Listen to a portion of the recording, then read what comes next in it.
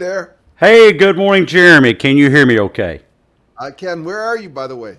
I am in Northeast Arkansas, right across the bridge from Memphis, Tennessee. And hey, there's Jeremy. Okay, fantastic.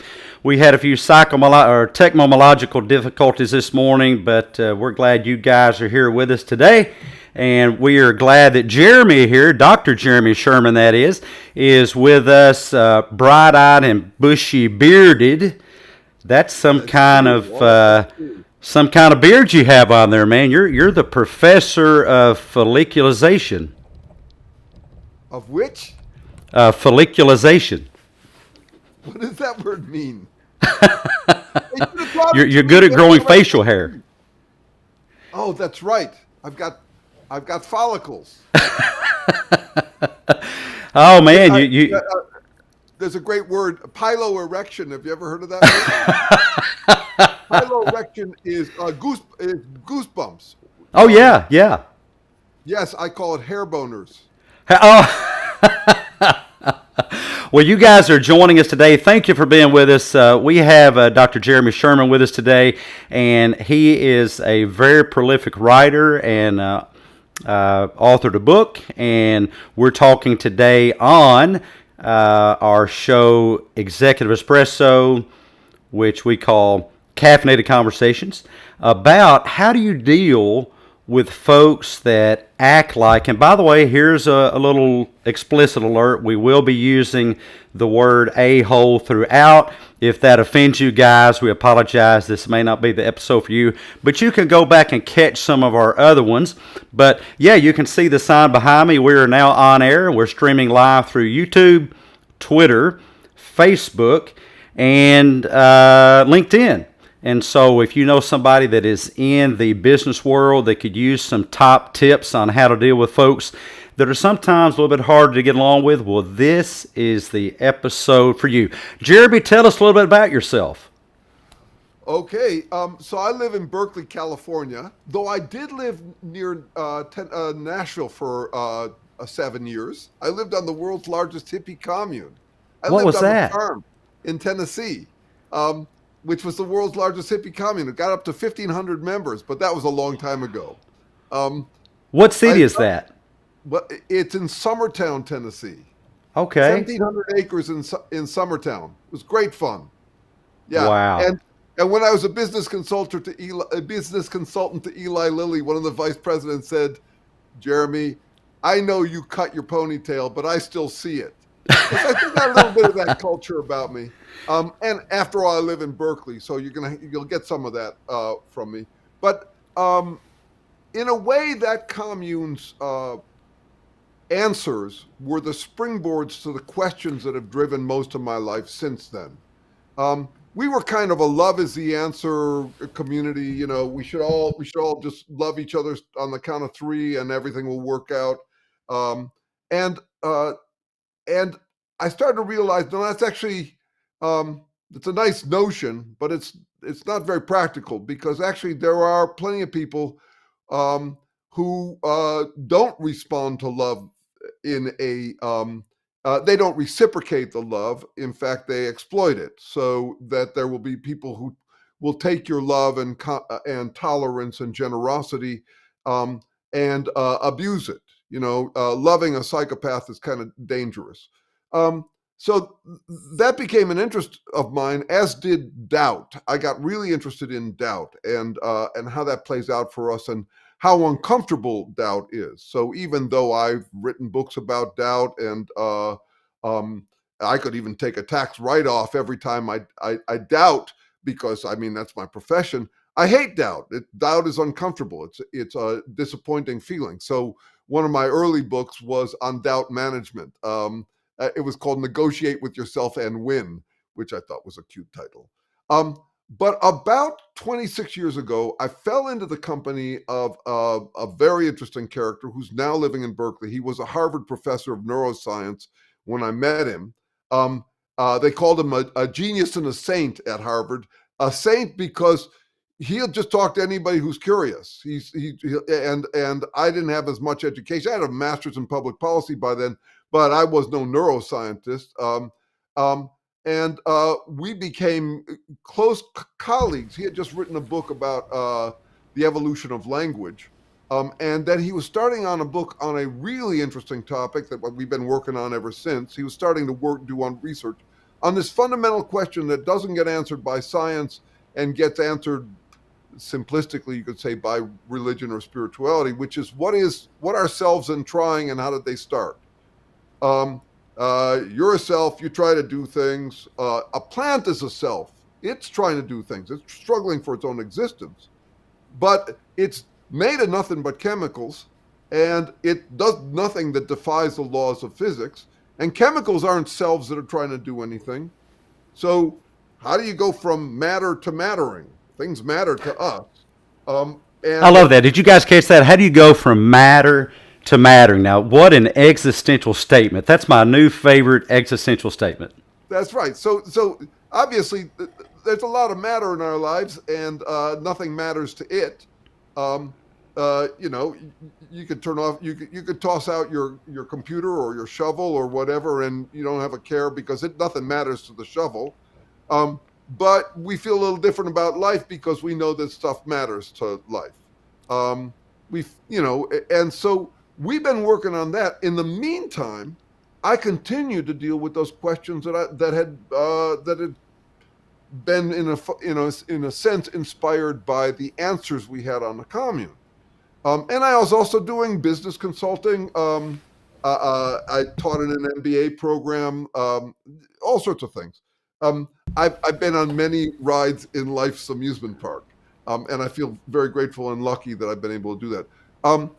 So about 20 years ago, my questions coming out of the commune about how do you deal with these difficult people um, distilled down to a question, which is, what is a butthead, since it can't just be whoever I happen to butt heads with. That's the kind of the current definition. It's not a definition. It really is. Everyone that disagrees with my viewpoint is a butthead or an asshole or a manipulator or controller or toxic or gaslighting.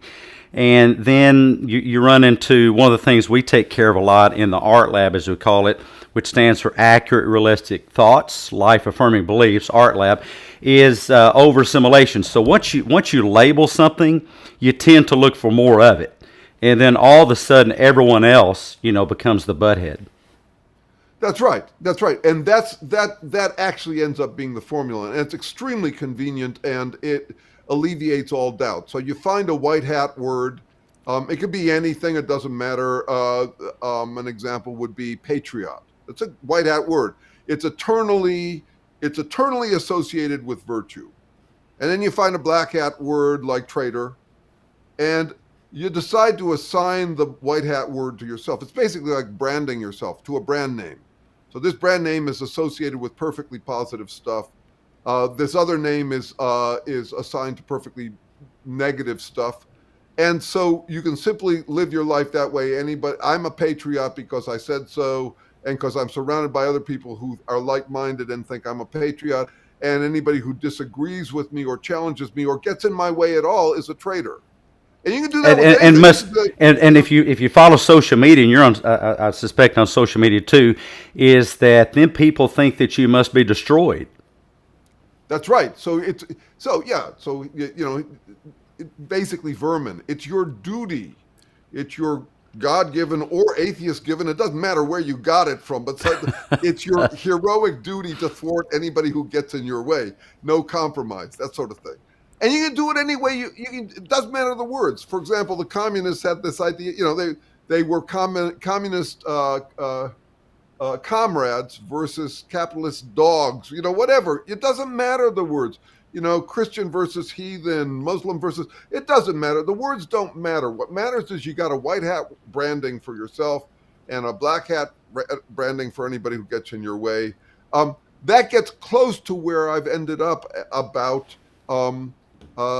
What's going on with these people. So my second and last book was out with Columbia University Press. It's on origins of life research. This stuff it's got chemical models in it. My last book was called What's Up with Assholes? How to Spot and Stop Them Without Becoming One. And people look at that, they don't know what to make of me. I mean, those do not seem like they're related lines of work, but I think they are. Because I think that if we are currently, the sciences are, there's a huge gap in our understanding of us. Hmm. In that physics is all, the physical sciences are all lined up with each other. We know how chemistry comes out of physics. But the gap between physical sciences, and the life and social sciences remains huge. So, for Hmm. example, if you go to college, a professor is not going to say to you that the moon is pulling on the tides because it's trying to achieve something. But right down the hall, the life and social scientists talk about that all the time. They talk about self trying to achieve something, and there is no current scientific explanation. As a result, there's this gap in which that kind of butthead behavior festers. That is, since we don't really have a great understanding of us, anybody can pull out their butt any explanation of us they want, including that I'm a patriot doing what the higher powers want. I'm humbled before the Lord, therefore I can lord it over everyone else.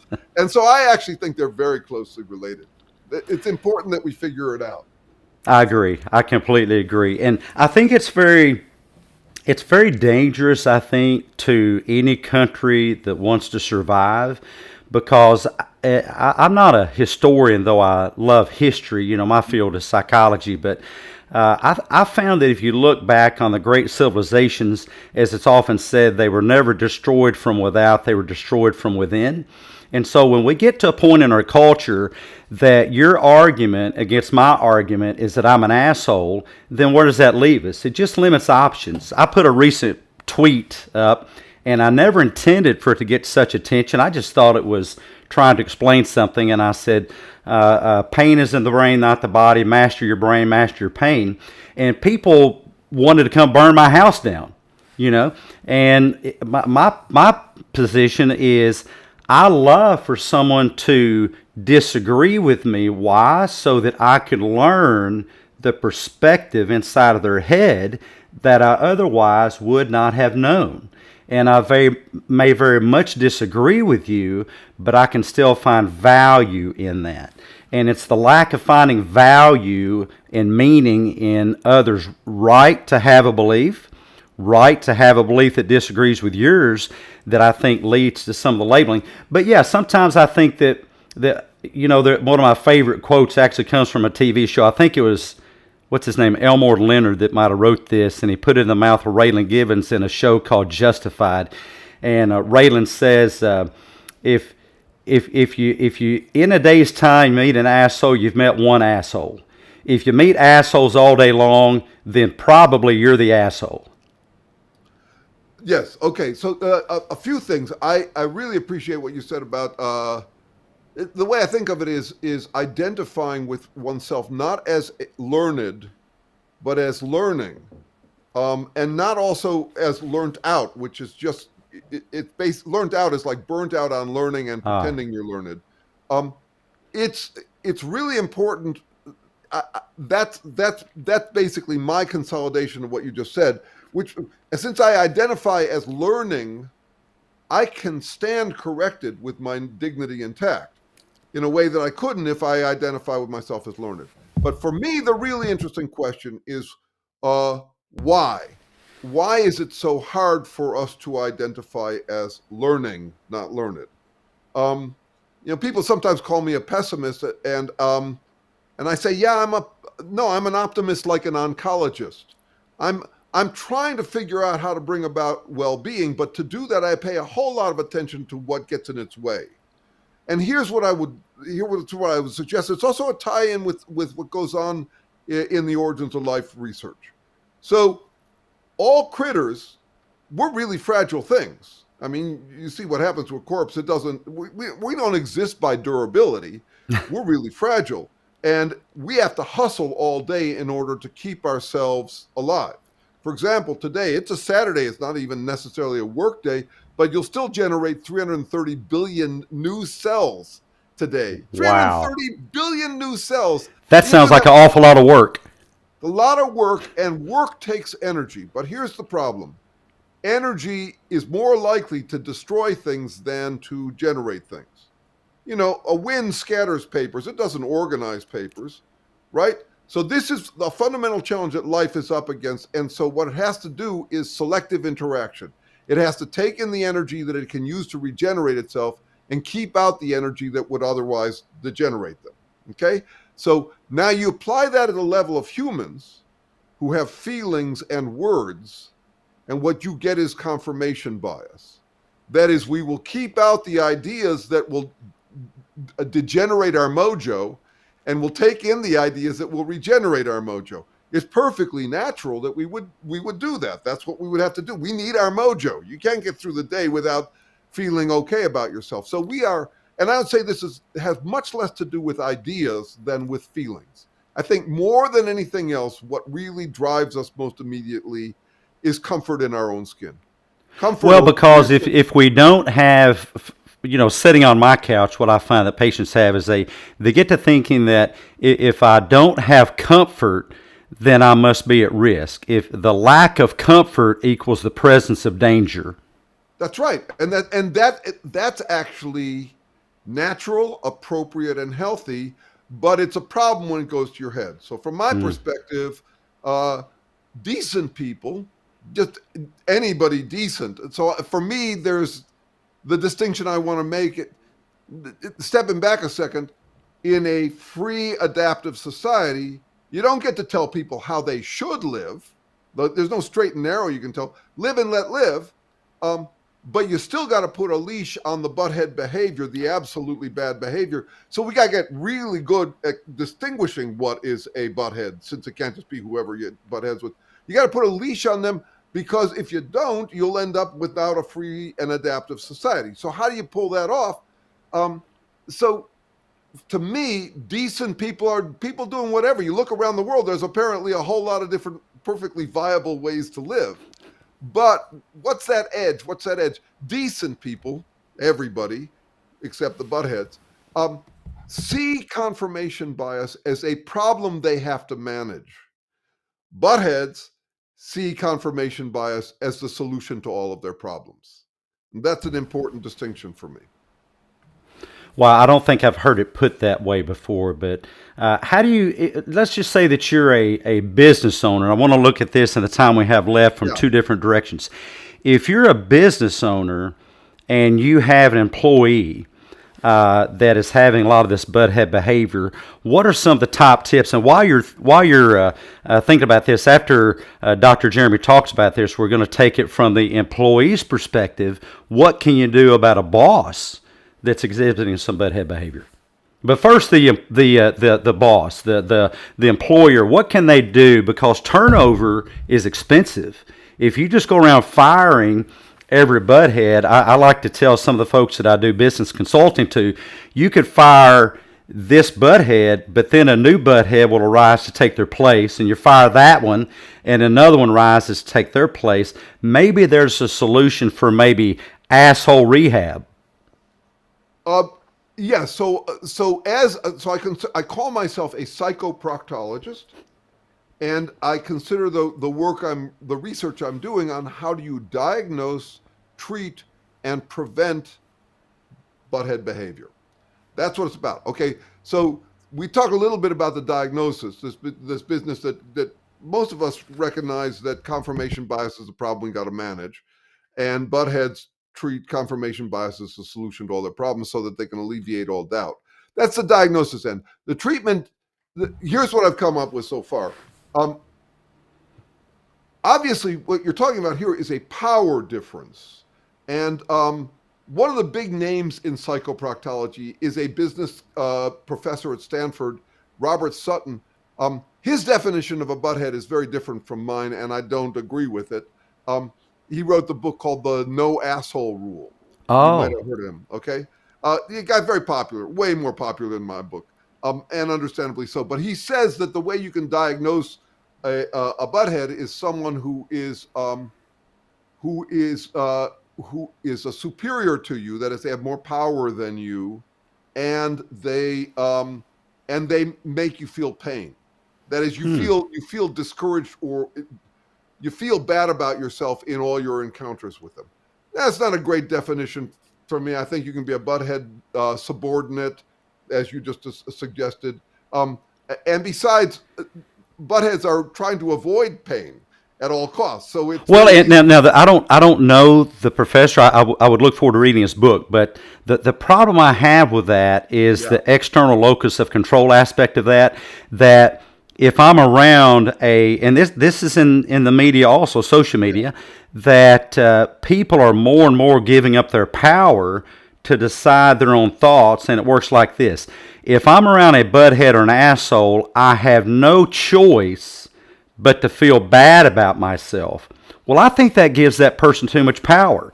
Why would I let who I am be affected by well, what they do? so that relates to how I think about treating them. So the two things about treating them, I say, don't debate them. Um, they're just masturbating to you taking the bait. Call them on that instead. So don't bait them. They're just baiting to you taking the bait. Call them on that instead. So you have to actually point to the formula. They will, a butthead will lead you down any path where they can win. Hmm. That's what they're trying to do. That's why they're so ready to engage with you. They have a surefire formula. For example, they can simply call you a traitor and themselves a patriot for whatever you say, or they're just basically trying to pick at your argument. They're Yeah. blaring their police sirens so loud that they can't hear their own And mistake. by the way, for the listeners, there is a term for that. That's ad hominem. That is a logical fallacy. You can't win your debate by name calling the other person. You may even call me a hack or say I don't know what I'm talking about. You may even say that I don't have the degrees that you do or the educate. None of that wins your argument. A good, solid, cogent argument will stand on its own regardless of who's speaking it.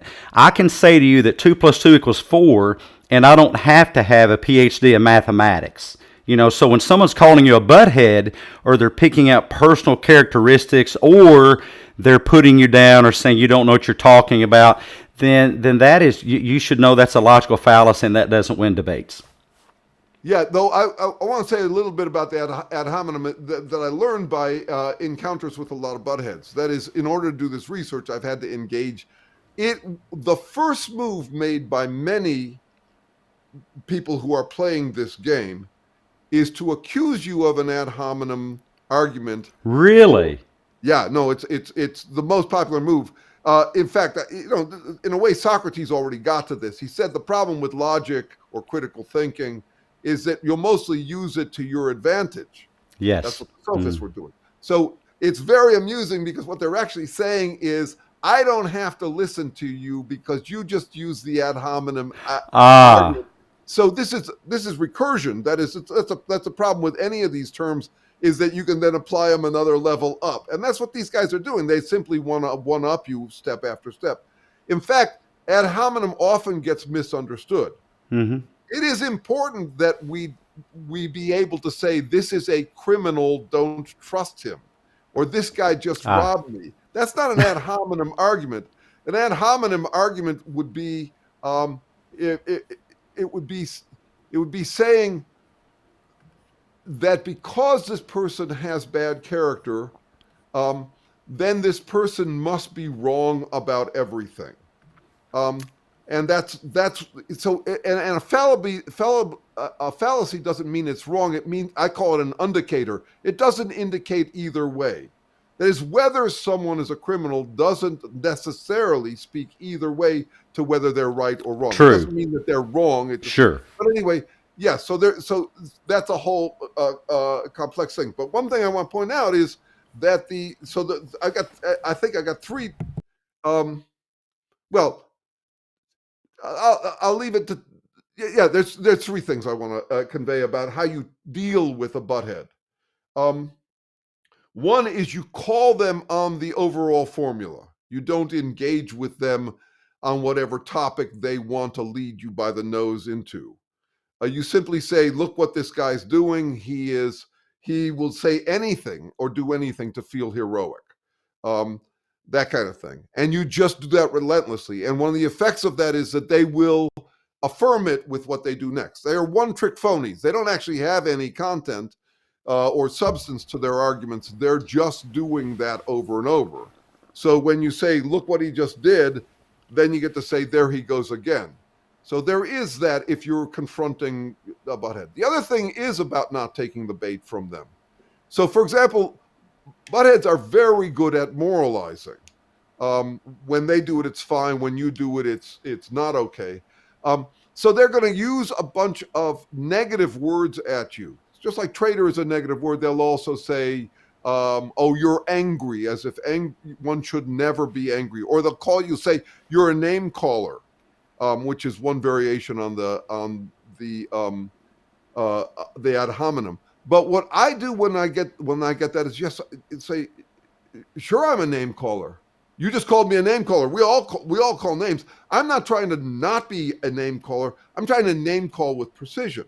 Another example is if someone says, "Well, you're uncaring," and you can say, "Well, perhaps you mistake me for someone who's trying to be caring. I'm not trying to be caring.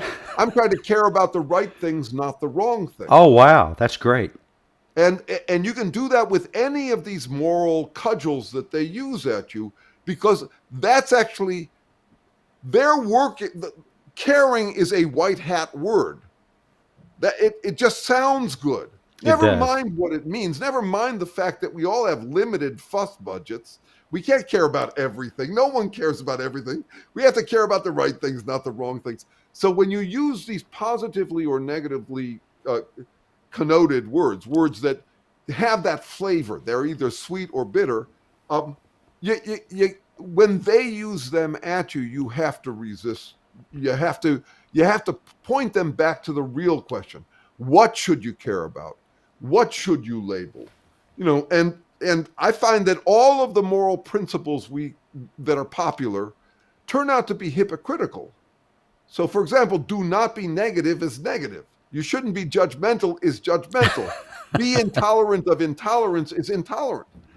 So a hypocrite will look at that and say, "Yeah, it's all bogus." I like to, and I do some debates on social media, and I don't mean any harm by it. I really just love exploring ideas, but I'll offer to people that consider that if you're labeling somebody a gaslighter, are you not the gaslighter? Right. Well, so that's that recursion problem. So think about a husband's cheating on his wife. His wife is suspicious. She says that she asks him whether he's cheating on her, and he says, "You're projecting." Okay. So this is the problem. I wonder why these terms aren't more popular. All of these psychological terms. I mean, we have all this jargon for our professions. A CPA has a lot of jargon, but we are we don't have enough sophisticated psychotalk. And I think the reason is partly because this stuff is double-edged. So we've got two examples on the table right now. Ad hominem can be used as an ad hominem argument to knock down someone. Like that's what I said I get. Projection can be used as a way to deflect what is actually your problem, as in the case of the cheating husband. So but I still think we need more sophisticated language this way. Here's another thing that one can do. If I were to say it's sunny outside, I don't actually have to qualify it. I don't have to say I think or I feel that it's sunny out. But there's a real risk when there's controversy. When you're beginning to argue, if you say to someone you're being defensive, them's fighting words. They'll drop you right into what I call an infallibility blood feud. An infallibility blood feud is a winner takes all, loser pays all fight over who is infallible. So if I just blurted at you, you think the Beatles' White Album came out in 1967? You don't know anything, do you? I'm basically dropping us into a fight where you being wrong about one thing proves you're wrong about everything.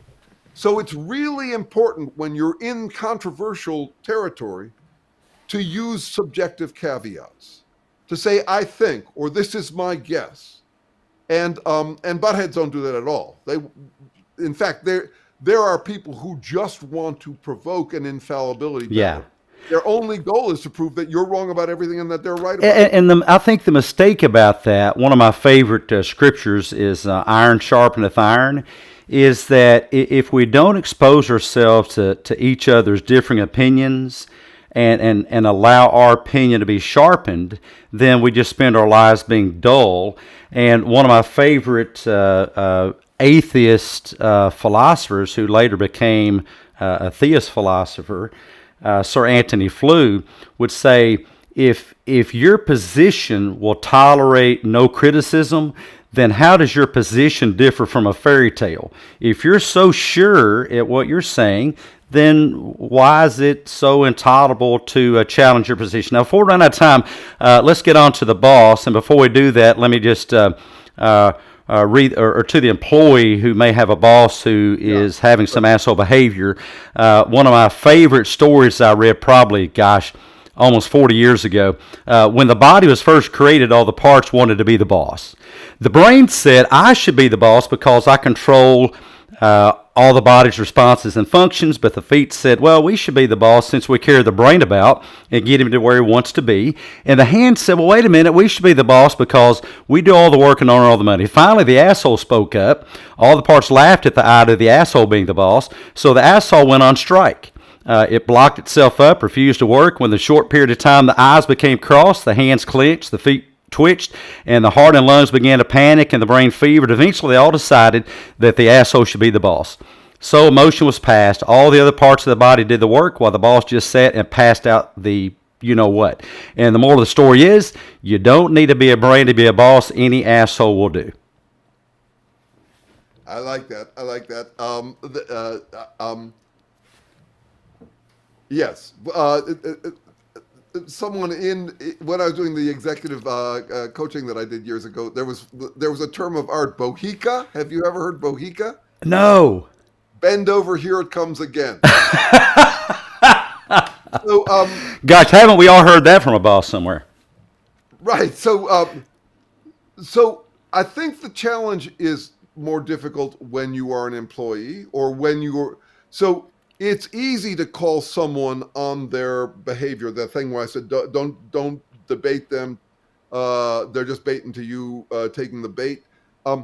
Yeah, that's easy in some situations, not easy in others. If your life and livelihood can depend. Well, sure, because there's a power imbalance. But like I tell patients every day, contrary to popular opinion on social media, power and control are two different things. You may employ me, but that does not give you power over me. You have control over my paycheck, my benefits, you have all kinds of things, but that does not give you power over me. And one of my favorite existentialist philosophers, also psychiatrist, Viktor Frankl, would agree with that. And his quote is, and I'll butcher it, but everything can be taken from a person, but the last and greatest of all things, the power to choose one's own thoughts, the power to choose one's own way. And the question is, how can you, and here's another one of my favorite verses, is to be wise as serpents and gentle as doves. And years ago, and who was the lady that wrote the book? Maybe Judge Judy wrote it, I don't remember. But she wrote a book on divorce. And she said that the worst mistake that women make in divorce settings is they try to go head to head with their husband. And she points out that's a losing situation and pretty much talks about, instead of, taking the sledgehammer approach, be more wise. So I think that there's a way, even if there's a power imbalance. To me, wisdom is figuring out when to be tough and when to be gentle. It's not one or the other, and I sure wouldn't put it just on wives to be more gentle. Sure. Husbands make the same mistake. With a battering husband, I mean, being more gentle with a psychopath is not. Oh, sure. Idea. Okay, Absolutely. And also, live and let live is wonderful and easy as long as you don't have to live with them. I'm very tolerant of people who have no bearing on my life. I'm less tolerant of people who I have to share living space with, including nations and all of that. So when to be yin, when to be yang, that's what wisdom's about. That's actually built right into the Serenity Prayer, about which I've written probably over 100 articles. I really like that. Oh, thing. Wow. But here are some points for bosses. That thing I just said about the subjective caveats is important, that you have to say, I feel. So A boss does get to decide in the end. That's their role. But it's an indulgence. It's one thing to say, I've decided we're going to do this. It's another thing to say, this will work, your idea won't work. That's acting like you're God and you know what will work in the world. That's an indulgence that bosses might enjoy. It's fun. It alleviates doubt. You can use everybody as a prop in your doubt alleviation game, but it's unnecessary. You can simply say, I've decided to do this and take responsibility, own your decision, but not go the other step of saying you're wrong. That is, you can have bosses who will keep you in an infallibility battle simply by pretending that every one of their decisions is made by God. So I think that's an important distinction, but that's more at the boss's end. Obviously, if you can upgrade to a job where your boss isn't an a-hole, that's got its advantages and it should be tried. If not, you're in delicate territory, just as you are if you're married to someone who's turning into one of these buttheads. That is, and I'm not using my term for it is actually a more descriptive term is Trump bot, and this is a problematic term right now. Because I'm sorry. Can you say that again? Trump bot. Trump bot, and it's lowercase t. Okay. Okay, now I personally happen to think that Donald Trump is the quintessential Trump bot, but that's not I've never heard that term before. I made it up. Okay. I make up I've made up over 3,000 terms. Oh my word! You're an expert. I keep on coming up with these terms. I came up, But anyway, Trump bot accurately describes what's going on with him. Trump is an interesting word. It means fake. It means fake. It means oh sure. Like Trump de Olé, which is a painting that's got an optical illusion, or trumped up, and Trump also means beats everything. Yes. So a Trump bot, and you could have a leftist, a Buddhist, it doesn't matter. You can be a Trump bot for anything or for nothing, for no cause other than because I said so. But a Trump bot robotically plays fake Trump cards. That's what's really going on with them. What is, give an example of a fake Trump card. Okay, so, well, to say you're uncaring would be a fake Trump card. Okay. It is what I call exempt by contempt. The more I hate this trait in you, the more it proves I don't have this trait. So if I say you're uncaring, the immediately will vanish from my mind any recollection of me ever not caring about anything, because I've just accused you of it. So that's exempt by contempt. Okay. So if I say you're uncaring and I play that moral principle, try this one out. You're arrogant. Okay, so check this out. I am claiming to be the authority on who is and isn't arrogant. That's a kind of an arrogant move, right? So those would be examples of these kinds of things. I'm not paying any attention to what the word means.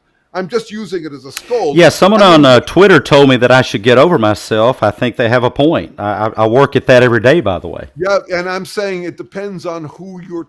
So get over yourself is something that they could mean it, but they can also use it just as what used to be called a tar baby, but is no longer called a tar baby because it can have racial connotations. The original African term was a gum baby. A gum baby is basically something that someone can accuse you of, and the more you defend against it, the more it sticks to you. That's what it is. So, for example, if someone says it's not all about you, anything you say in response will be about you, and they can say, "See, I told you." Or if they said you're being defensive and you say, "No, I'm not," well, it's going to stick to you more.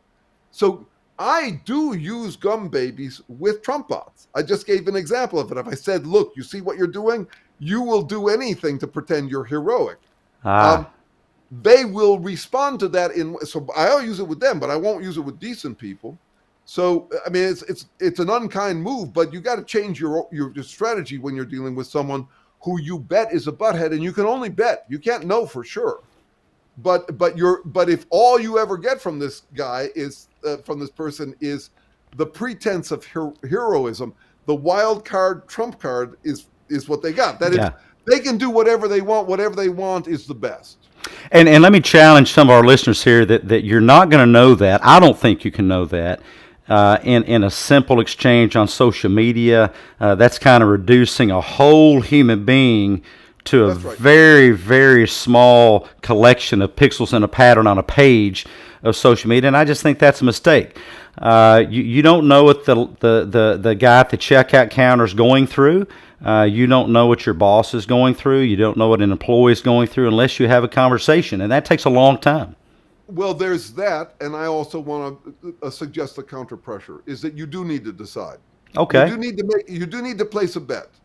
At some point, you need to place a bet. There's always more information you could gather that might prove that you were wrong. That's why you got to be learning, not learned. But I'm suggesting these ideas that there are universal principles that we should apply with everybody. We should be tolerant, listening, understanding, caring.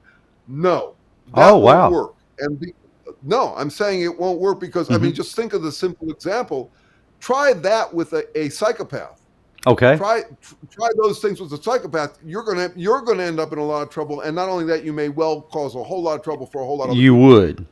Of course, now psychopathy. I think that's my area of research. I did my doctoral work in psychopathy, but number one, it. I think everyone's on the continuum, but I think that higher is rare, and so I think that the chance of running into somebody that is truly a psychopath, which in my field you would have to do a fairly extensive assessment to determine that. And you don't think so? No, I think that's right, but I actually want to suggest some additions to that. All of the terms, all the clinical diagnostic terms, I find as frustratingly vague and contingent as the term a-hole.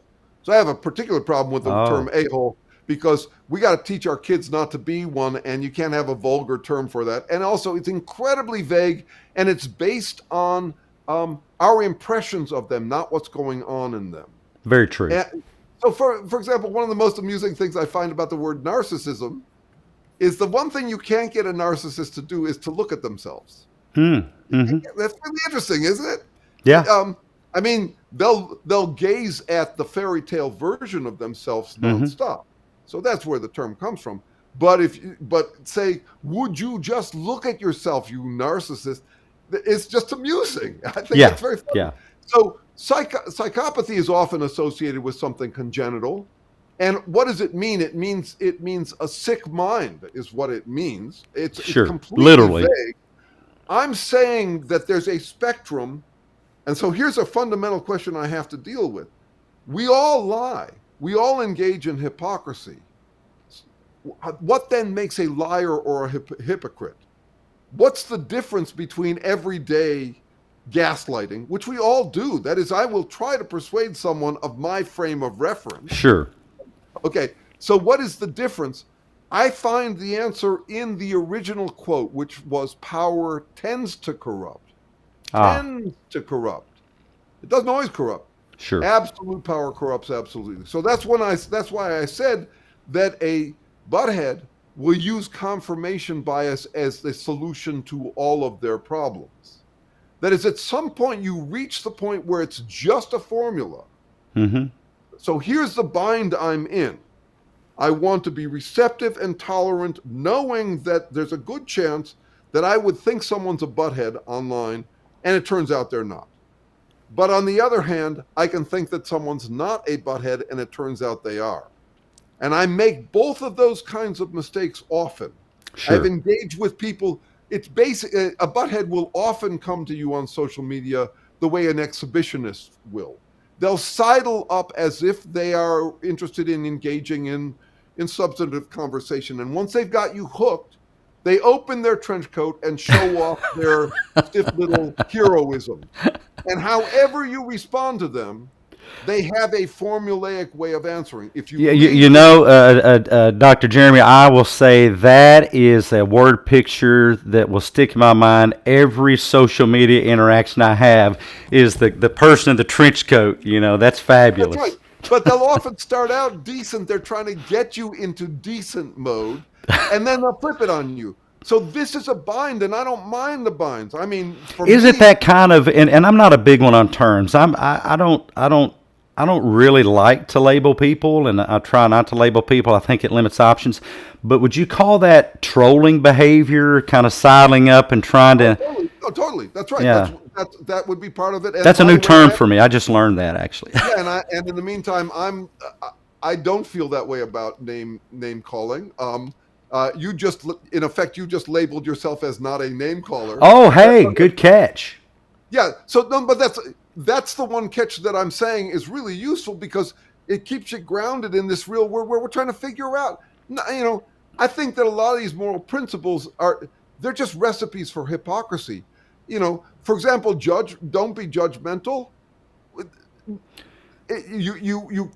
You can't help but you won't. Sure, sure. It's the old philosophers, especially the Stoics, would call that the initial impression, and I think that we're wired up to be judgmental as an automatic initial impression for the purpose of safety, but I think that shouldn't be our first and only impression.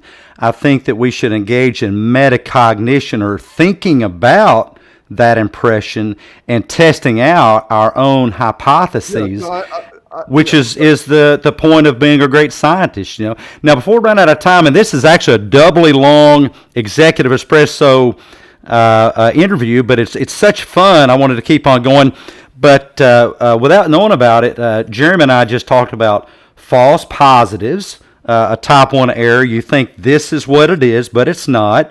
But then also the type 2 error, the false negatives, are important too, especially if somebody is higher in psychopathy. But this kind of runs into, you run the risk of what we call in my field of cognitive psychology, over-assimilation. Once you start looking for a thing, you're destined to find more and more and more of it. So let's kind of wrap up with some best strategies for how we deal with proper identification and what to do about it so that we have healthy thinking, and then we'll wrap up. What are some best strategies to kind of leave our listeners with? Here's my solution on that one. So we're trying to minimize false positives and false negatives in these dilemmas. For example, to take the serenity prayer, I do not want the serenity to accept what I could improve, nor do I want the courage to try to improve what I in fact can't. That's about my fuss budget. I got to allocate my energy efficiently. So for me, what I consider peace of mind is worrying equally that I'm too pushy or not pushy enough.